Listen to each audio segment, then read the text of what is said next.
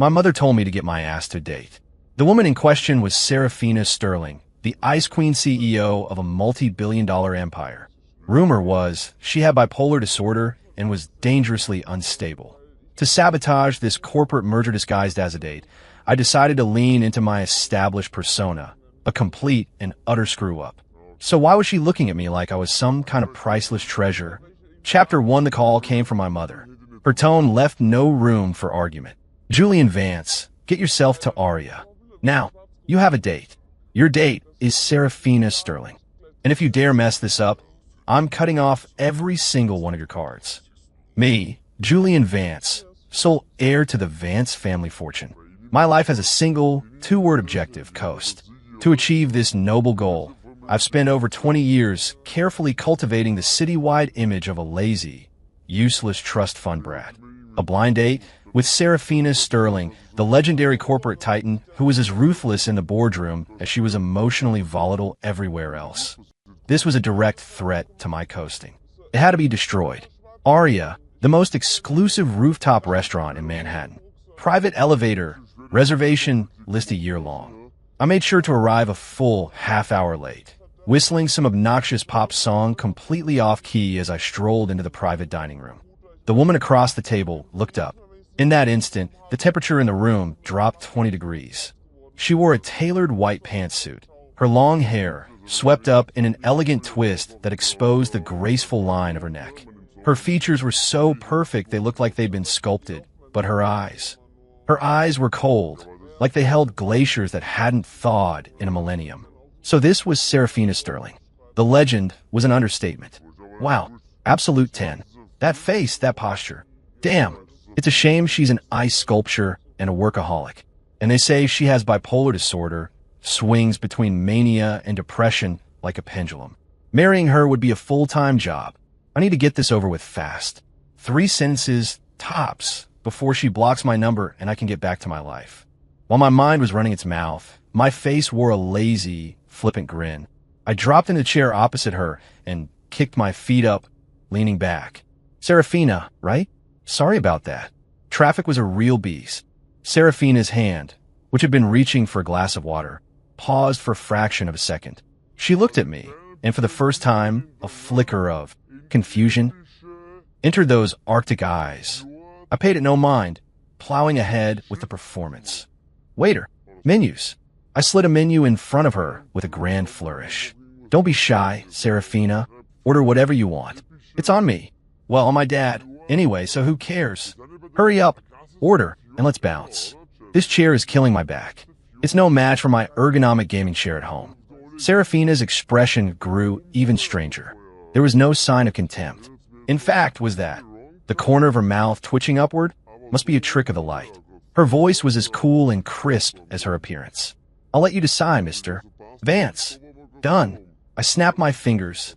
We'll start with the priciest caviar you've got, and bring us a bottle of the 82 Lafite. This place's caviar is salty enough to gag a whale, and their Lafite tastes like rubbing alcohol mixed with tap water. Only an idiot trying to show off would order it. If she actually goes for it, her taste is garbage. My own homemade infused bourbon is 10 times better. Serafina's knuckles whitened around her water glass. She stared at me, and for the first time, I saw a ripple disturb the frozen surface of her gaze. After a few seconds, she turned to the stunned waiter. Just a glass of warm water for me. Thank you. Then, she looked back at me. And no wine. I'm allergic to alcohol. Huh. She's going off script. Isn't she supposed to look at me with disgust, call me a cliché, and storm out? Why is she still here? Okay, timed up the dosage. I cleared my throat, leaned forward, and plastered what I hoped was a devastatingly handsome and deeply greasy smile on my face. Serafina, you are gorgeous. How about you be my girlfriend? Look, I'm not much for ambition, but my family's got more money than God. You stick with me. I guarantee you a lifetime of designer clothes and sports cars. You can buy anything you want, anytime you want. That had to be disgusting enough, right? I braced myself, fully expecting her to throw that glass of warm water in my face. Instead, Serafina just watched me.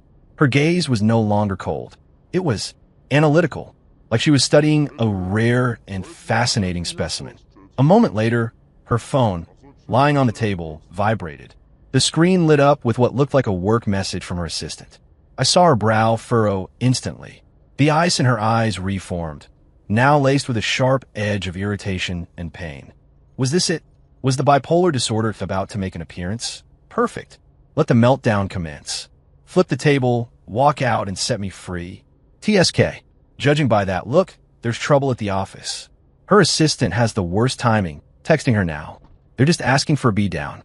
It's probably a problem with a quarterly report, numbers not adding up. Does she really need her boss for that? Just get the finance and operations heads in a room, cross-reference the data sets. You could find the discrepancy in 30 minutes. Morons. This is really cutting into my evening. I was practically rubbing my hands together, waiting for the fireworks. But then Serafina picked up her phone. Her long, slender fingers flew across the screen. A few seconds later, she put it down and looked up at me again. And something impossible happened. The frustration and pain in her expression had vanished. Her eyes were still cool, but the suffocating pressure was gone. She looked at me with a mix of inquiry, curiosity, and something else. Something I couldn't decipher. Then, as I sat there in stunned silence, her lips parted, and she spoke the 4 words that shattered my entire worldview. All right, we can give it a try. We can give it a try. The greasy smile froze on my face. My ears were ringing, like I'd just taken a right hook from a heavyweight. What the hell? Try what? Trying to have me cremated and my ashes scattered? Is she insane?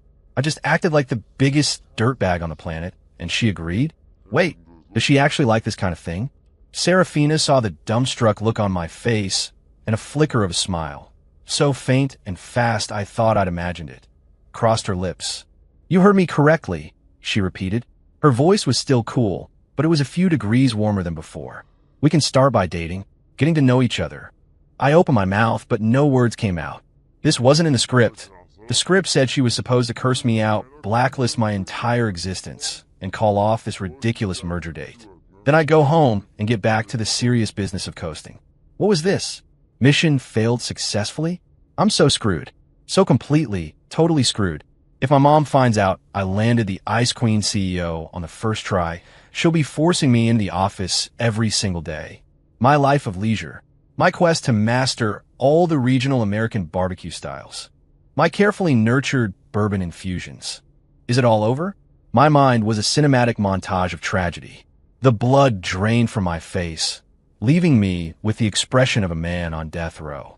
Seeing my pale complexion, Serafina, instead of getting angry, actually picked up the serving utensils and placed a piece of pan-seared branzino, a dish I hadn't even ordered, onto my plate. You don't look well, she said calmly. You should eat something. I stared at the piece of fish like it was a hot coal. This woman is certifiable, completely insane. The more of a degenerate I act, the more interested she gets. Is this what they call a masochist? Serafina's hand, the one holding the fork, paused again. She looked up, giving me a long, deep stare. It was a complex look, the kind you might give a child throwing a nonsensical tantrum. I don't like caviar or expensive red wine, she said suddenly, offering an explanation. I prefer simple, well-prepared food. I said nothing. Well, that makes 2 of us, especially this branzino. The sear is perfect, crispy skin without overcooking the flesh. The chef here is actually good. Too bad I've completely lost my appetite. As if she couldn't see the constipated agony on my face, Serafina took a piece for herself and began to eat, taking small, elegant bites. Every movement was graceful, almost hypnotic, but I couldn't shake the feeling that she was holding back laughter. I ate the rest of that meal in a state of torment, each bite tasting like ash. Serafina, on the other hand, seemed to have a perfectly fine appetite. We didn't speak another word for the rest of the dinner. My inner monologue, however, never shut up. This is untenable. I have to find a way to make her hate me. I've got it. Next date, I'll take her to a 24-hour gaming lounge for an all-nighter, followed by greasy chili dogs from a food truck at 3 in the morning. There is no way a billionaire CEO can handle that.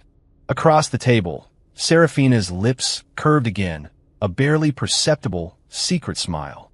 When dinner ended, I bolted from the restaurant like a man escaping the gallows.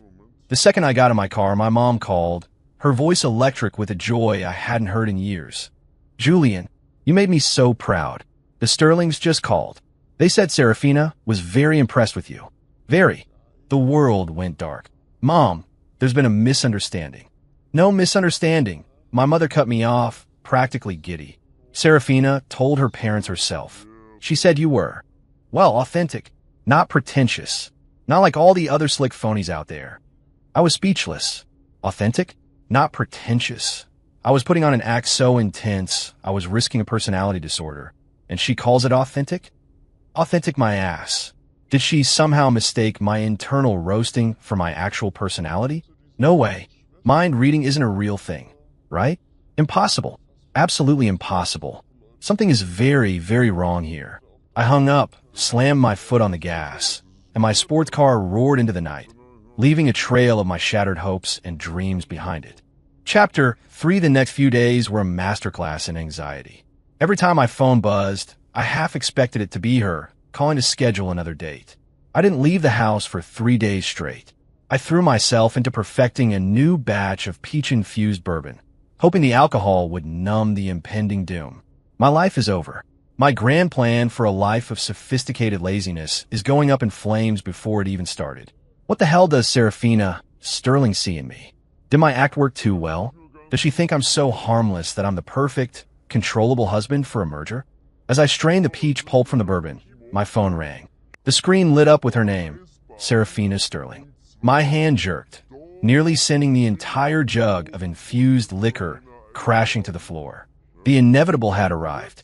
Taking a deep breath, I answered, forcing my voice into a lazy drawl. Well, hello, beautiful. Miss me already? 2 seconds of silence on the other end. Where are you? Serafina's cool voice came through the line. Just hanging out at home, bored out of my mind. I continued the charade, thinking we should go out and have some fun. Bring it on. Let's do this. I've already got the grimiest dive bars of the outer boroughs tour all planned out. It's an experience you'll never forget. I guarantee it. All right, she replied, concise as ever. Stay there. I'll come get you. Click. She hung up. I stood there, phone in hand, completely baffled. She's picking me up? That's not how it's supposed to go. I'm supposed to show up in my obnoxious, hot pink convertible to pick her up, and she's supposed to look at me with utter disdain. Half an hour later, a discreet black Bentley purred to a stop in front of my family's mansion. I had changed into what I considered my most appalling outfit. A t-shirt with a giant, grinning skull on it, jeans with at least a dozen strategically placed holes, and a pair of worn-out flip-flops. I slouched out of the house and slid into the car. The air inside was cool and carried a faint, elegant scent I was starting to associate with her. Serafina, dressed in another impeccable business suit, was reviewing a document on a tablet. She glanced up at me, her eyes lingering on my flip-flops for precisely half a second. A jolt of hope shot through me. Yes, that's the look. Despise me. Despise my footwear. Now kick me out of your ridiculously expensive car. But all Serafina did was say, let's go. The car pulled smoothly away from the curb. So where are we headed? I asked, playing dumb. You're the one who made the plans? Aren't you? She countered. My stomach dropped. How does she know I made plans? Did that assistant of hers, Claire, tell her something? No, that's impossible. I haven't spoken to anyone. I decided to call her bluff.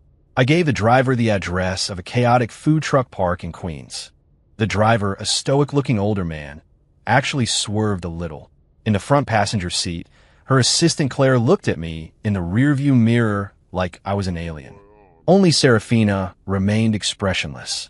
She just said, okay, as if I'd suggested a 3-star Michelin restaurant. The atmosphere in the car was thick with unspoken tension. I decided to make small talk. So what does a busy CEO like you do all day? Please don't talk about work. Please don't talk about work. Stocks, mergers, derivatives. Just the words give me a headache. Serafina turned a page on her tablet. Review contracts. Attends meeting. Occasionally deal with incompetent fools. I let out a dry laugh. See? I knew it. A boring, one-dimensional woman. Her life is nothing but work. How pathetic. The motion of her fingers on the tablet stopped. She looked up, her stunning eyes fixed on me. What about you? She asked. Besides coasting, what is there to your life? Her direct gaze made my skin prickle. Me? My life is a rich tapestry. I bragged. Partying, clubbing, gaming. You gotta live while you're young, right? In reality, I'd much rather be at home working out, trying new recipes, brewing something, or watching an obscure foreign film. Clubs are too loud, bad for your hearing. Serafina's expression softened, became almost distant. Is that so? She said softly. I watch movies too. Oh yeah? You do? I was genuinely curious now. What do you like? The Wolf of Wall Street? The Godfather? A workaholic like her definitely only watches business movies, probably taking notes on how to better exploit her employees. Serafina shook her head. She hesitated for a moment before answering. Little Miss Sunshine. I froze. Little Miss Sunshine? That quirky, dysfunctional family road trip movie? She would watch a movie like that? I looked at her profile, at the way the passing city lights played across her cool features. For a second, the ice seemed to melt at the edges, revealing a flicker of something vulnerable and soft underneath. My heart, against all logic and self-preservation, gave a strange little flutter. This woman was not at all what I had expected. The Queen's Night Market, a chaotic symphony of shouting vendors, sizzling grills, and 1,000 conversations at once. The air was thick with the smell of cumin from the halal carts and the pungent funk of fried kimchi.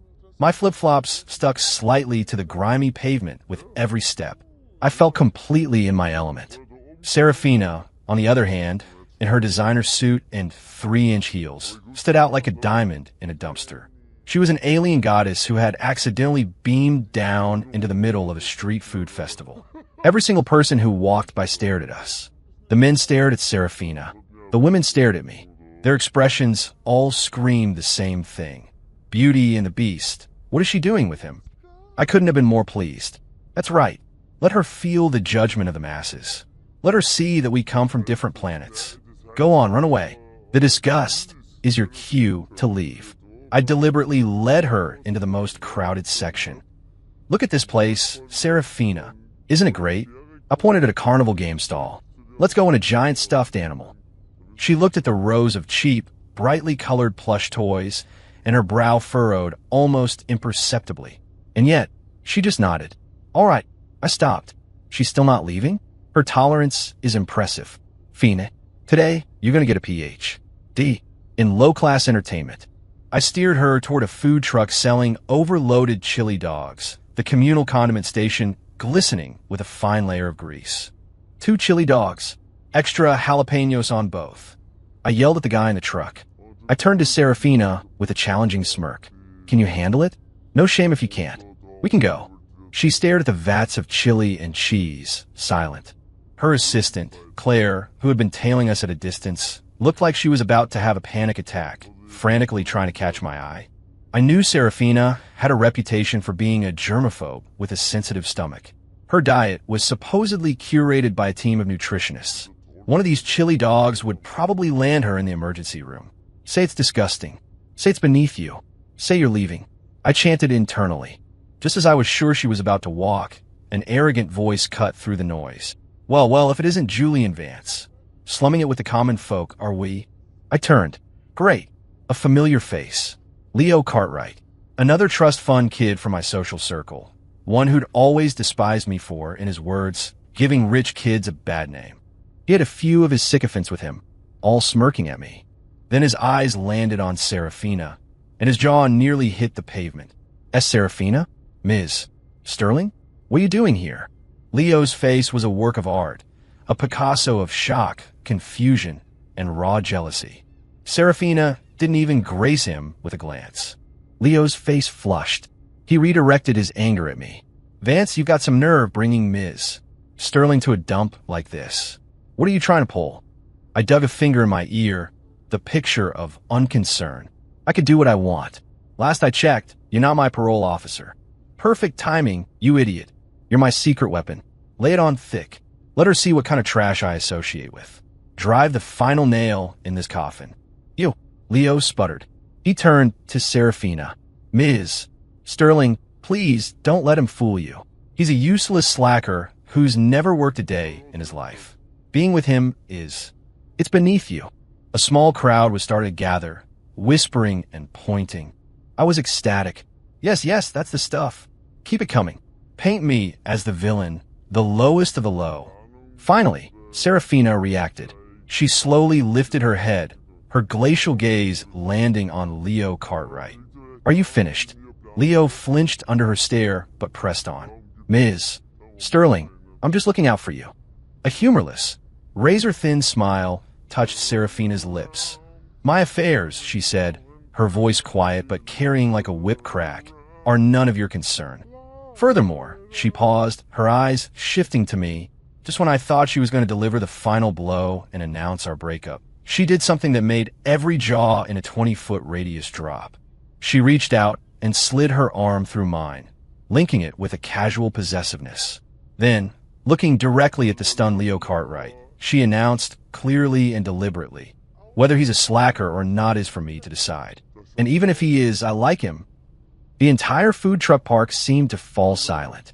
Leo Cartwright's mouth hung open wide enough to catch flies. The crowd of onlookers froze, half-eaten skewers forgotten in their hands. I was just as dumbfounded. The soft pressure of her arm linked with mine, the cool, clean scent of her perfume cutting through the greasy air. It all short-circuited my brain. I was completely blank.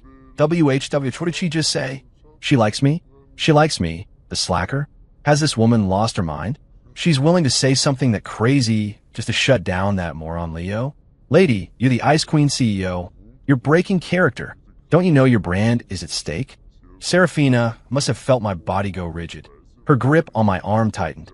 Then she led me to one of the greasy picnic tables and sat down, pulling me with her. She kept her arm linked with mine as she addressed the still gaping food truck owner. Excuse me, 2 chili dogs, but please, no spice on one of them. Thank you. The owner snapped out of his trance and scrambled to fill the order. Leo Cartwright's face had cycled through every shade of red and was now settling on a blotchy purple. To be so thoroughly and publicly humiliated by the woman he clearly worshipped. He looked like he might spontaneously combust. Serafina, you'll regret this, he choked out, before turning and fleeing with his entourage. I watched him go, but I felt no sense of victory. All I wanted to do was cry. Lady, what is your endgame here? After this, the whole city's gossip pages will be screaming. Ice Queen defends trust fund boyfriend in public showdown.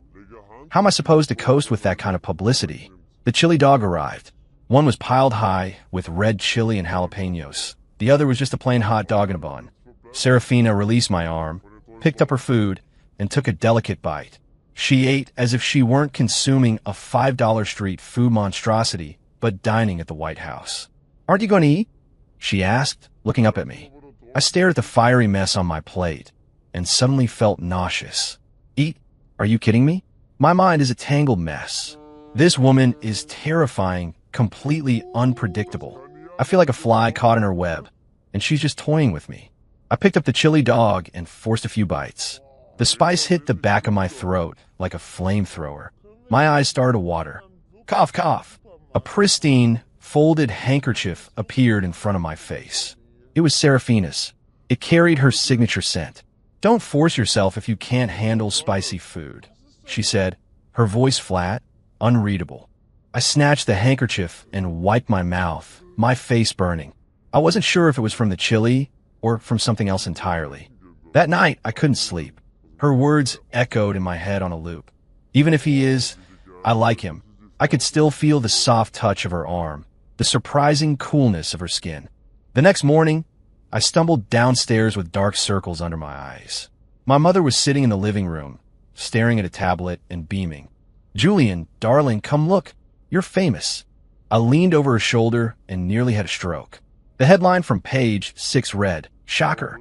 Billionaire CEO Serafina Sterling gets fiercely protective of heir Julian Vance at gritty food truck rally. Another from a TMZ-style blog screamed, Beauty and the Bum? Or NYC's hottest new power couple. A third offered a think piece. What's Julian Vance's secret? How the notorious slacker melted the Ice Queen's heart. The accompanying photo was a high-quality shot of Serafina, arm in mine, glaring daggers at Leo Cartwright. The angle made her look like a fierce guardian knight, and I looked like her timid, well-protected consort. My vision swam. It's over. It's all over. My carefully crafted, useless slacker persona is now kept man for a badass CEO. This is a disaster. My phone began vibrating uncontrollably. A flood of texts from my so-called friends. Jules, you absolute legend. How do you tame Sterling? Give us the secrets. Holy crap. Vance, did you put a spell on her? I threw my phone onto the couch in disgust.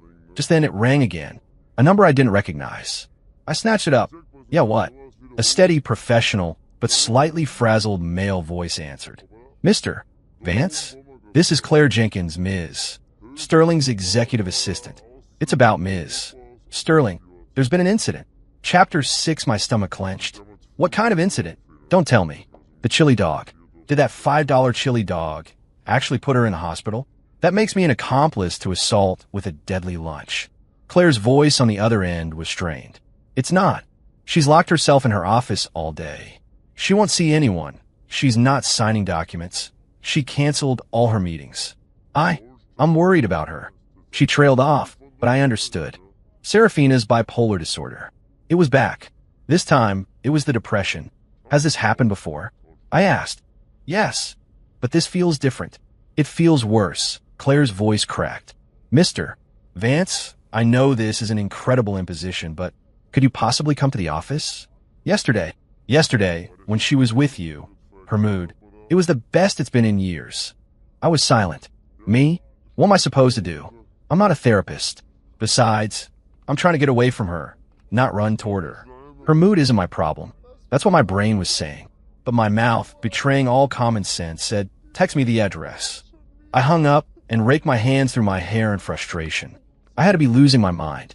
But the image of Serafina's cold face, the memory of her cool skin when she took my arm, I couldn't just ignore it. Fine. I'll consider it payback for her saving me from Leo. I'll check on her, and I'm out. No attachments. Half an hour later, I was standing in the lobby of Orion Global. The sleek, imposing skyscraper was the heart of Serafina's empire, a testament to her genius and ambition, dominating the midtown skyline. Claire was waiting for me, looking at me like I was the cavalry. Mr. Vance, thank you so much for coming. She led me to the private executive elevator, which whisked us silently to the top floor. Outside the CEO's office, a few senior executives were pacing anxiously. When they saw me, their faces mirrored the expressions I'd seen at the food truck park: shock, confusion, and a healthy dose of disdain. I ignored them. Claire pushed open the heavy office door and gestured for me to go in. I stepped inside. Serafina stood with her back to me, looking out the massive floor-to-ceiling window at the city below. She was still in a suit, but her silhouette seemed incredibly small and fragile, like a butterfly with broken wings. The entire office was saturated with a heavy, suffocating pressure. I cleared my throat. Hey, I'm here. She didn't turn. I forced myself to walk over and stand beside her. Your assistant said you've barricaded yourself in here. What's the matter? The company finally going bankrupt, I said, defaulting to my usual flippant tone. Damn, this atmosphere is grim. What am I even supposed to say? Cheer up. I suck at this. Maybe I should tell her a joke? No, my jokes would probably just make it worse. Still no response. I was starting to get annoyed. Hello, you gonna say something? Or are you just gonna stand there? What's her deal? Did she call me all the way down here just to be a statue? This is a waste of my time. I could be fishing right now. Just as my internal grumbling reached its peak, Serafina finally moved. She turned around slowly. I froze. Her face was a blank mask, but her eyes were a terrifying, bottomless void. All the ice, all the sharpness was gone, replaced by a profound emptiness and despair. My heart felt like it was being squeezed by an invisible fist. It actually hurt. You should go, she said, her voice a raw, broken whisper. You're not welcome here. Go. I don't know where the anger came from, but I shot forward and grabbed her wrist. It was terrifyingly thin and cold as stone. I came all the way down here. You think I'm just going to leave because you told me to? What would that do to my reputation? Crap, her hands are freezing. Has she even eaten today? She looks terrible. This is such a pain. Muttering internally, I pulled her over to the leather couch and practically pushed her down onto it. Seat, don't move. I scanned the room and saw a small kitchenette. I walked over and started rummaging around. Coffee's a bad idea. It'll just amp up her anxiety. These pastries look stale. What's in the fridge? Milk? Okay, a glass of warm milk couldn't hurt. At least it'll warm her up. A few minutes later, I placed a steaming mug on the coffee table in front of her. Drink it, I ordered. Serafina looked from a mug to me, and for the first time, a tiny flicker of light appeared in her vacant eyes. She didn't move. My patience snapped. I picked up the mug and held it to her lips. I said, drink it. Don't you understand English? My actions were rough. My tone was harsh. But Serafina, as if in a trance, obediently parted her lips and began to take small sips. The warm milk seemed to thaw her from the inside out. When she finished, I slammed the mug back on the table. There, you drank the milk. I paid back my debt from last night. I'm leaving. I turned and walked toward the door without a backward glance. Gotta get out of here. This vibe is contagious. Her depression is a threat to my coasting. I reached the door, my hand on the handle. From behind me, a tiny, trembling voice. Don't go. Chapter 7. My hand froze on the doorknob. I didn't turn around. What now? Is she latching onto me? I'm not her personal emotional support animal. Stay. Serafina's voice was still faint, but clearer this time. Just for a little while. I made a frustrated sound in the back of my throat. Why should I? Are you paying me? God, I hate this clingy stuff. I could be at home, so close to beating this new video game. My brain was screaming at me to leave, but my feet were cemented to the floor. I heard a faint shuffling sound behind me. Her cool, clean scent was suddenly right behind me. Then, I felt a gentle tug on the hem of my jacket. The pull was so light, I could have shaken it off without a second thought. But I didn't. I stood there, paralyzed, the spot where she was touching my jacket tingling like it had been hit with a mild electric shock. 1 hour, Serafina said from behind me. Stay with me for 1 hour, and I'll sign over Orion's development plot at Hudson Yards to you. I spun around. The Hudson Yards plot? It was the single most valuable piece of undeveloped real estate in the city. My father had been trying to acquire it for months, but Serafina had earmarked it for Orion's new global headquarters. And she was just giving it to me. This woman is insane. A piece of land that valuable, just giving it away? Does she think her family prints money? Oh wait, they basically do. Still, that's no way to run a business. She's completely lost it. I stared at her. She stared back. Her eyes were no longer empty. They held a sliver of light, a cautious, hopeful plea. She looked like a stray animal, terrified of being abandoned again. And just like that, my annoyance evaporated, replaced by a confusing mix of frustration and tenderness. Who wants your stupid land? I grumbled, but I turned around and stomped back to the couch. 1 hour, not a minute more. Serafina's eyes lit up. It was the first time I had ever seen such a clear, unguarded emotion on her face, like a firework exploding in the night sky. She sat down in the armchair across from me. She didn't speak, just watched me. The silence became awkward again. Her intense gaze was making me squirm. What are you looking at? Never seen a handsome guy before? I know I'm good looking, but you don't have to stare. I feel like an exhibit at the zoo. I pulled out my phone and started scrolling through TikTok. The sounds of ridiculous voiceovers and trending songs filled the quiet office. I got lost in the videos, letting out an occasional snort of laughter. Ha, that cat is so dumb. The special effects on this are terrible. Hilarious. I was completely in my own world, so much so that I didn't notice Serafina sitting across from me. Her lips curved into a gentle smile. She just sat there quietly, listening to the noise from my phone, listening to the chaotic commentary in my head, her expression growing softer and softer. The oppressive, suffocating atmosphere in the room had, without me even realizing it, completely disappeared. The hour flew by. My phone alarm went off, and I immediately jumped to my feet. Time's up. I'm out. This time, Serafina didn't stop me. She simply stood up and said, "Thank you." I waved a dismissive hand over my shoulder and walked out without looking back. Finally, freedom. Still, the way she looked earlier was kind of pathetic. Whatever. Not my problem. Time to go home and coast.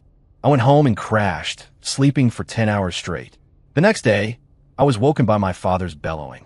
"Julian, you worthless brat, get down here this instant." I stumbled downstairs to see my father holding a document, his hands visibly shaking. When did you acquire the Hudson Yards development plot? I blinked. She actually did it? My father slapped the document down on the table. It was an official deed transfer from Orion Global. In the space for the new owner was my name, in bold, undeniable print. "What on earth did you do to that Sterling girl?" my father demanded, his face a mask of utter bewilderment. "I've seen people given cars, even apartments, to seal a deal. But $1 billion piece of Manhattan real estate? Who are you?" That's what I wanted to know. The incident became the biggest mystery in New York's high society. No one could figure out why the untouchable Serafina Sterling was so fixated on a worthless slacker like me. Conspiracy theories started to fly. I must have some kind of blackmail material on her. To which I could only think, I wish. I can't even remember her phone number. The land deal completely changed how my father looked at me. His old expression of utter disappointment was replaced with a new one of suspicious curiosity. He even started dropping hints about me, maybe taking on an internship at the family company. I quickly shut that down, insisting it was a fluke, a total accident, and that I was still the same dedicated coaster he knew and loathed. An internship? I'd rather have a root canal. A few days later, I was in the middle of bottling a new batch of Spice Pear liqueur when her name flashed on my phone screen again. My hand twitched. What now? I thought this was a one-time thing. Is there some kind of post-rescue customer service I signed up for? I answered, resigned to my fate. "What is it now?" I said, my tone intentionally rude. "There's a charity gala tonight. You're coming with me," she said. It wasn't a request. It was an order. "No chance," I shot back immediately. "Those things are the worst. It's just a room full of fake people kissing each other's asses. I'd rather stay home and drink, and I'd have to wear a suit. Those things are basically tailored straitjackets." "Leo Cartwright will be there," Serafina said coolly, dropping his name like a bomb. I immediately tensed up. What's that moron going to be there for? No doubt to try and cause trouble for me while sucking up to you. "What do I care if he's there?" I said, feigning indifference. "He's been trying to get a date with me." Silence. "Oh, that son of a bitch. That arrogant prick actually thinks he has a chance. A toad lusting after a swan. Okay, a swan who is maybe a little bit crazy, but still way out of his league." A hot, unfamiliar surge of anger rose in my chest. Where and when? I bit out. On the other end of the line, I could almost hear Serafina's triumphant smirk. That evening, I showed up at the gala dressed in a ridiculously expensive custom suit my father had forced on me years ago, a thunderous expression on my face. Serafina was waiting just inside the entrance. She was wearing a stunning, backless black evening gown. She looked regal, dangerous, and impossibly sexy, like a black rose with thorns of diamond. Her entrance had silenced the entire ballroom. She glided over to me and took my arm as if it were the most natural thing in the world. Once again, I was enveloped in that cool, clean scent. "You came," she said. "Yeah, well," I grumbled. "Let's get this straight. I'm just a shield. The second this thing is over, we're even. Damn it. Why does she have to look so good tonight? That dress. Her back. Don't look, Julian, don't look." My eyes, complete traitors, drifted to the smooth, pale skin of her back. I thought I felt her stiffen slightly. The tips of her ears seemed to have a faint pinkish hue. Before I could process that, our least favorite person in the world materialized with 2 glasses of champagne. Leo Cartwright, looking slick and smug, saw our linked arms and his eyes turned red. "Vance, a slacker like you has no right to be on Miss Sterling's arm," he hissed. I ignored him. Wasting breath on an idiot is bad for my health. My silence only enraged him further. He turned to Serafina, his face a mask of tragic concern. "Ms. Sterling, why can't you see him for what he really is?" Just then, the host of the evening, the venerable business titan Mr. Harrison, ambled over. "Serafina, my dear, and who is this young man?" he asked, his eyes twinkling. Before Serafina could speak, Leo jumped in. "Mr. Harrison, this is Julian Vance. You know, from the Vance family. The one who doesn't do anything." "Ah, Mr. Harrison said, a knowing, dismissive look crossing his face. I scoffed internally. Another old fossil who judges a book by its cover. Serafina's expression turned arctic. She was about to speak, but I beat her to it. I gave her hand a slight squeeze, a signal to stay quiet. Then I turned to Mr. Harrison with a wide, lazy grin. "Mr. Harrison, a pleasure. Yep, that's me. Julian Vance. Everyone says I'm useless, and you know what? They're right. Being useless is great. You just eat, drink, and never have to think. It's the life. Mr. Harrison's brow furrowed. Leo looked like he'd just won a lottery. I looked at them both, my mind worrying. This guy, Harrison, he's a collector. Bourbon, specifically. The bottle of Pappy Van Winkle in his private study is probably his pride and joy. It's a shame, though. It's been stored improperly. It's already starting to turn. Another 3 months, and it'll be completely ruined. The thought was just a fleeting observation in my head. But Serafina, whose arm was still linked with mine, suddenly spoke. She looked at Mr. Harrison and said calmly, "Mr. Harrison, I hear you recently acquired a very rare bottle of Pappy Van Winkle." He blinked, then roared with laughter. "Ah, Serafina, you have excellent sources." "Indeed I did. It's the jewel of my collection." She nodded, then shifted her gaze. My companion, Julian, might not seem like much, but he has a surprisingly deep knowledge of spirits. She looked at me, and her eyes held a hint of encouragement and mischief. "Julian, didn't you just have a thought about Mr. Harrison's bourbon? Why don't you share it with him?" My blood ran cold. I thought, what? I didn't say anything. That was in my head. My eyes snapped to hers. She was looking back at me, a mask of pure innocence on her face.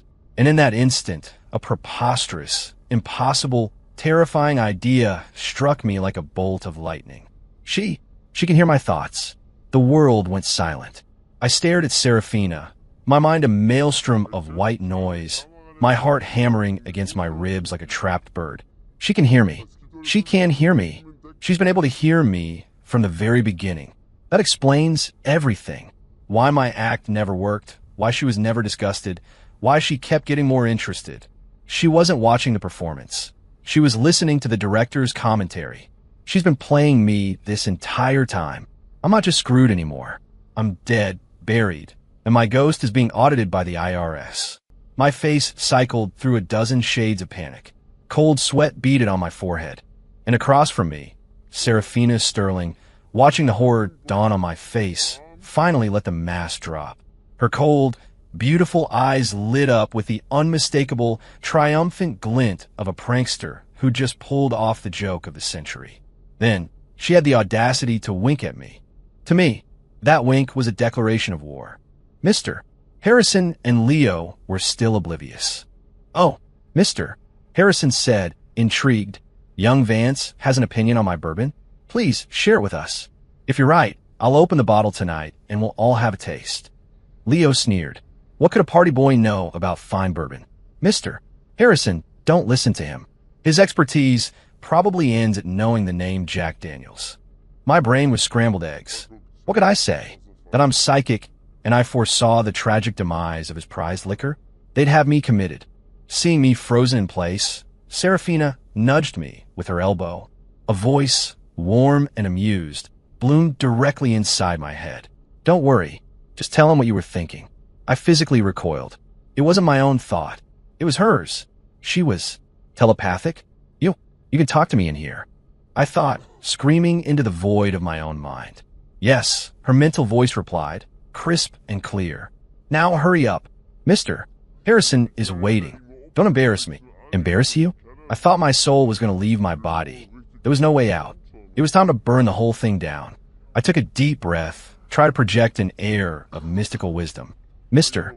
Harrison," I began slowly, looking him in the eye, "your bottle of Pappy, is it stored in the mahogany cabinet in your study?" His smile faltered. "How did you know that?" "And that cabinet is against the east-facing wall. With the recent humidity and the temperature fluctuations from morning to evening, even without direct sunlight, the climate changes have begun to affect the bourbon's integrity." I was just saying the things I had inexplicably known a moment before. Okay, screw it. Let's go full psychic. Nothing left to lose. Mr. Harrison's expression had changed completely. The condescension was gone, replaced by a deep, focused concern. "Go on," he urged. "Bourbon is resilient, but it hates drastic temperature swings," I said, the words flowing more easily now. "If you were to taste that bottle right now, the initial notes would still be there, but the finish would have a faint, almost unnoticeable sourness. If you keep it in those conditions for another 3 months, the spirit will be completely broken. It will taste more like vinegar than bourbon. When I finished, you could have heard a pin drop." Leo's mouth was hanging open, but for once, he was speechless. What I'd said was too specific, too technical to be a lucky guess. Mister. Harrison stared at me, sweat forming on his brow. He slapped his thigh.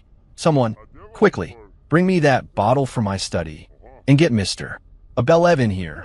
Mr. Abelev was the most respected spirits sommelier in the country. A few frantic minutes later, the bottle was presented, and Mr. Abelev was summoned. As the entire gala watched, he uncorked the bourbon, poured a small amount, swirled it, nosed it, and finally tasted it. Everyone held their breath.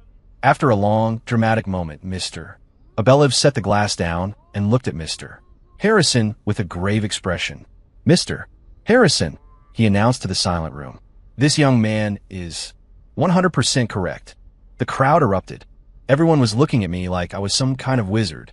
Leo Cartwright's face was a kaleidoscope of shame and disbelief. And in the middle of it all, I slowly turned my head and looked at the architect of my triumph and my humiliation. Serafina was looking up at me, her beautiful eyes shining with a light I had never seen before. There was admiration in them, pride, and an ocean of unconcealed amusement. So, her voice danced in my head. How does it feel to be the hero? I looked down at her, and with all the venom I could muster, I thought back at her. You are so going to pay for this, Serafina Sterling. Chapter 10 for the rest of the night. I was the main event.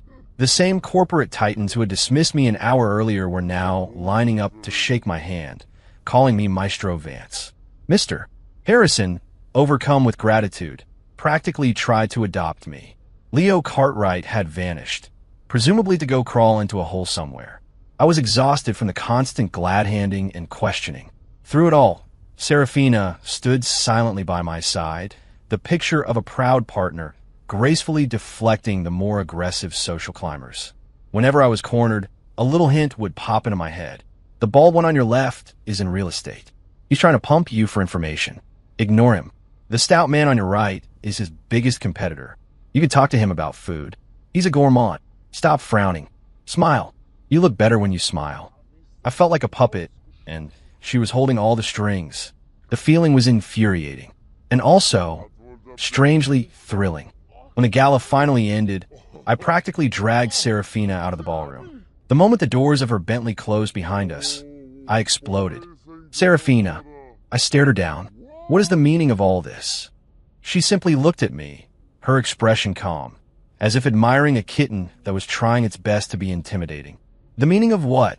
She asked innocently. I just think you're fascinating like this. Her real answer echoed in my mind.